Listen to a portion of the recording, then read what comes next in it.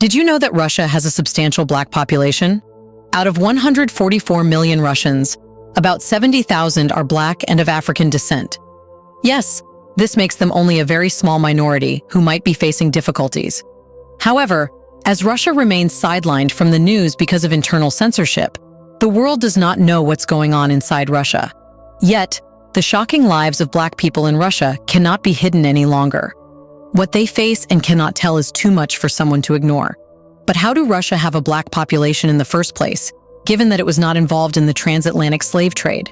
And how do people of African descent live today in Russia? Welcome to a new episode of Black Afric Diary, a channel where we talk about Black African history, culture, arts, and civilization. It's a place where you will see the real picture of Black Africa, its stories, and the events defining it.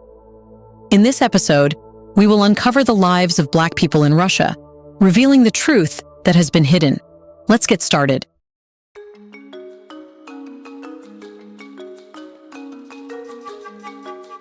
Unlike the enduring legacy of the African slave trade in the United States and Europe, Russia's association with people of African descent mainly emerged during the Soviet era. However, it's not limited to it, as Black people existed before that in Russia. Even though Russia was not directly involved in the transatlantic slave trade, during the 15th and 16th centuries, Russia expanded its trade routes, connecting with distant regions like Africa and the Middle East. This opened the door to cultural exchanges and diplomatic missions between Russia and these far-off lands. Notably, Dmitry Gerasimov's ambassadorial journey to the court of Emperor Musa I of Mali in the 1480s stands out as a milestone in fostering ties between Russia and Africa. While trade and diplomacy brought Africans to Russia as traders, diplomats, and part of official missions, there were also instances of forced migration. During Ivan the Terrible's reign in the 16th century, some Africans were brought to Russia as captives or slaves via established slave trade routes. Despite this, the population of Black individuals in Russia remained comparatively small during this period. Later, in the 18th and 19th centuries, Russia distanced itself from the sinister trade and colonization of Africa prevalent in Europe and America. In a surprising twist, Tsar Nicholas I took a moral stance by outlawing the African slave trade within Russia despite the country's acceptance of serfdom. Fast forward to 1895, another turn of events occurs as the Italian army invades Ethiopia. Russia, shocked by the attack on a Christian population, defied expectations by providing weapons to Ethiopian troops, assisting them in repelling the Italian invaders. This moment not only showed Russia's opposition to slavery, but also its willingness to confront global injustices on the world stage. In the 19th century, Russians viewed Africans not merely as sources of free labor, but as exotic individuals from distant lands. This viewpoint led to a series of ethnographic exhibitions across the country, held in zoos, theaters, and circuses, ostensibly to educate about African cultures, but often devolving into displays of difference. As communism took root in the Soviet Union, a new chapter began in the narrative of Black individuals in Russia. With its egalitarian ideals rooted in Marxist values, communism theoretically prohibited racism and discrimination. The Russian criminal code mirrored these sentiments, prohibiting and penalizing racial and ethnic discrimination. However, despite these legal measures, casual racism persisted. Nevertheless, when compared to the stark racial segregation and oppression experienced by Black Americans during the same period, the Soviet promise of equality became a glimmer of hope. In the 1930s, as racial tensions heightened in the United States, thousands of African Americans sought refuge in the Soviet Union, drawn by the prospect of a more peaceful life and the proclaimed commitment to eradicating racial inequality. The classless society envisioned by Marxist principles appealed to those who yearned for a world where the color of one's skin did not determine one's value. The Harlem Renaissance emerged as a vibrant cultural and artistic movement that transcended national boundaries, making waves far beyond the confines of the United States. Figures like Claude McKay and Langston Hughes, pivotal leaders of this movement, ventured into Russia, where they encountered an unexpected reception. Amidst the experimentation of the Soviet era, these creative minds found a haven of acceptance and validation, a stark departure from the racial tensions gripping their homeland. While Russia offered relative sanctuary compared to the US and Europe, it wasn't without its complexities. During the early Stalinist period, the presence of Africans in the Soviet Union was sparse. Yet, those who were there noticed a contrast between the Soviet condemnation of imperialist oppression and the portrayal of Africans in public media and discourse. However, there were instances where African students challenged the depiction of their race in Soviet media. Some objected to blackface in theatrical productions, while others found offense in racial slurs like monkey, highlighting a troubling association between Black Africans and animalistic stereotypes in Soviet theaters. In the aftermath of World War II, the USSR once again opened its doors, ushering in a second wave of Black immigrants from African nations. During the Cold War era, the Soviet Union sought to extend its influence globally, particularly in Africa, aligning with decolonization movements and seeking allies on the continent. Providing various forms of aid to African nations, including educational support, became a cornerstone of Soviet strategy. Notably, the provision of scholarships for African students to study in the Soviet Union marked a significant aspect of this assistance, covering a broad spectrum of academic disciplines. The overarching goal was to cultivate a new generation of leaders sympathetic to Soviet ideologies and policies. African students who benefited from these scholarships often pursued their studies at Soviet institutions, immersing themselves in Soviet educational methods and ideological perspectives. Many of these students eventually returned to their homelands, assuming vital roles in politics, academia, and various fields. However, it's crucial to recognize that the Soviet Union's motivations were not purely altruistic. Alongside providing aid, they aimed to forge political and ideological alliances in the global arena, leveraging educational opportunities to extend their influence. This educational outreach was part of a broader strategy that included economic aid, military assistance, and diplomatic support aimed at helping African nations struggling against colonialism or dealing with the challenges of post-colonial statehood. In contrast to the United States and Europe, where the treatment of Black people was marked by racial segregation, institutionalized racism, and discriminatory laws like the Jim Crow laws, the Soviet Union emerged as a beacon of hope for the African continent. The Soviet Union positioned itself as a champion of anti-colonial movements and a strong advocate for racial equality. It condemned the racial discrimination faced by Black people in the United States and other Western nations, using this as a tool in its ideological struggle against capitalism and imperialism.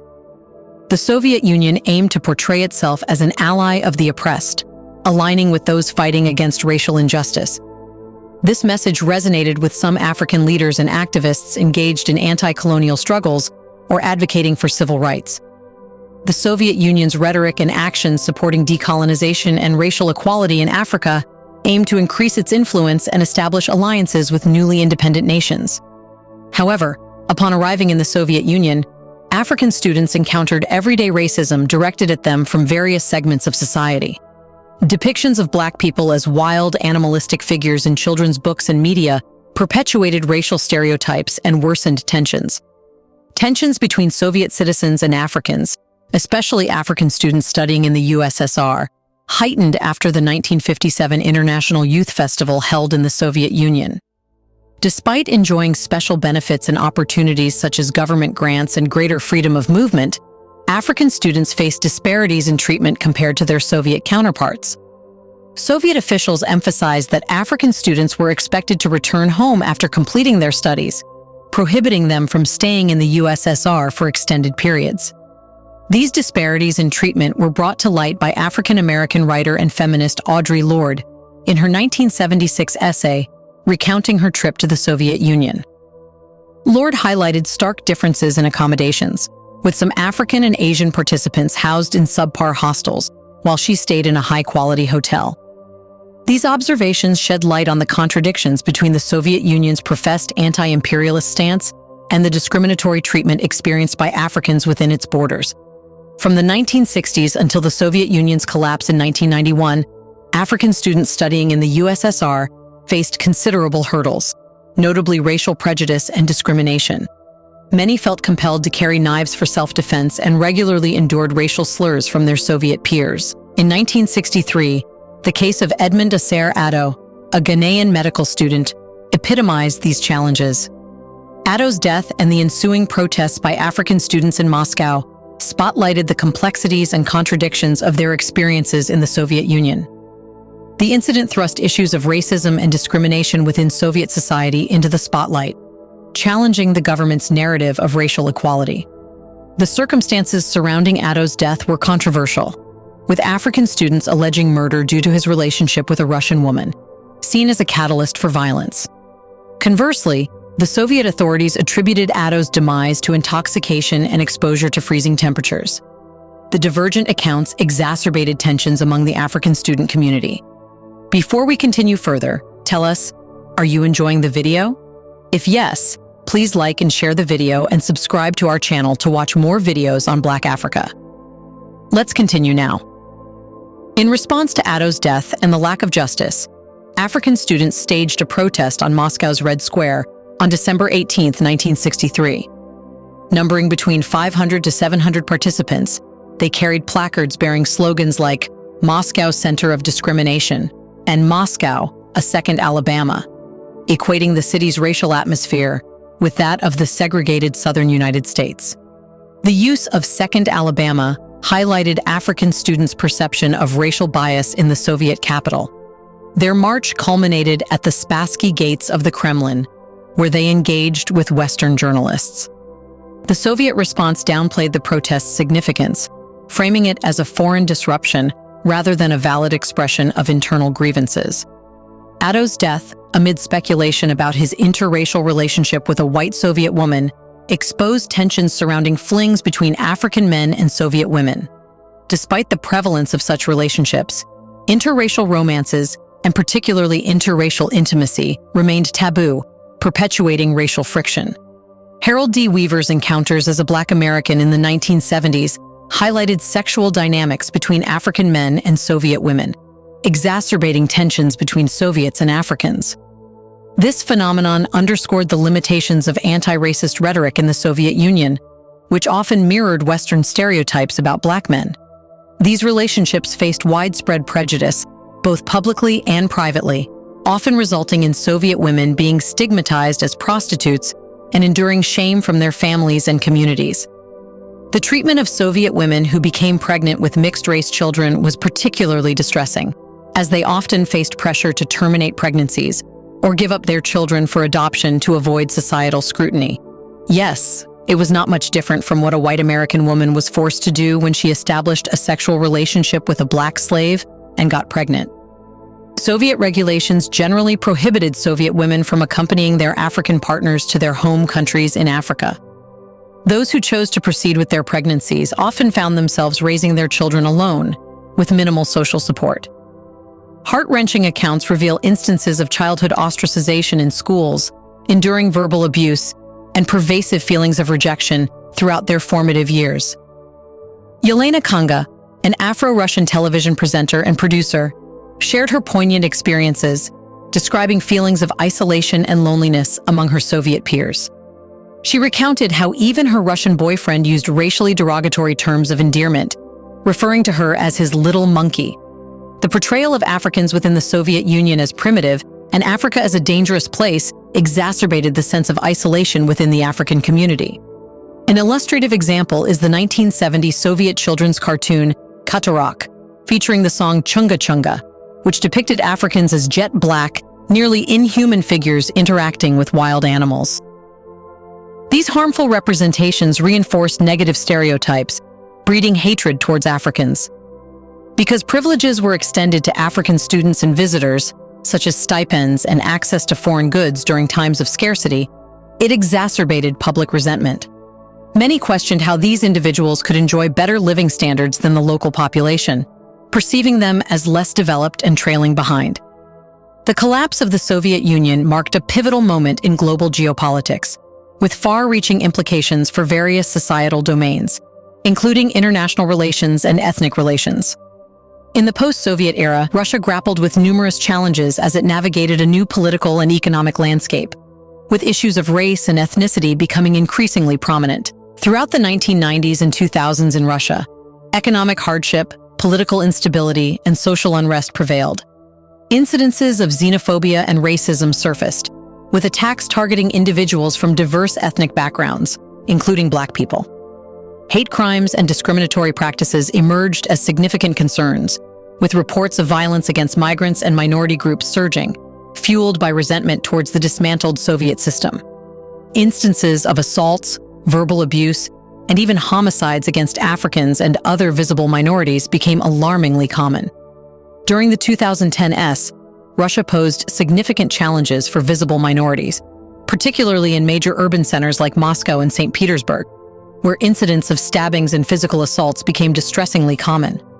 Respondents in Charles Quistadade's research detailed encountering street harassment and enduring false accusations of having AIDS due to their mixed-race heritage. Despite these adversities, Africans continued to flock to metropolitan areas in Russia, lured by prospects of employment and economic advancement.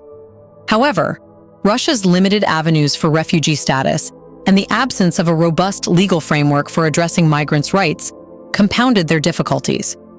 The experiences of African and other minority groups in post-Soviet Russia were diverse. While some encountered acceptance and opportunities, many others confronted discrimination and adversity. Presently, Africans and Afro-Russians persist in condemning racism and discrimination, grappling with a spectrum of challenges from racial slurs to housing biases. The 2020 case involving Roy Ibanga, a Congolese student enrolled in economics at Bryansk State University, spotlighted the entrenched racism confronting African students in Russia. A widely circulated video captured a taxi driver refusing Roy's service based solely on his race, laying bare not just individual bigotry, but also systemic hurdles African students face.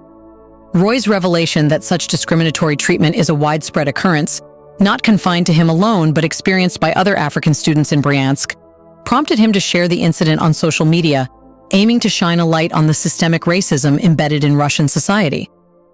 The swift response from Yandex taxi company, offering apologies to Roy and dismissing the offending driver, signified a recognition of the gravity of the issue and an affirmation to maintain an equitable service environment.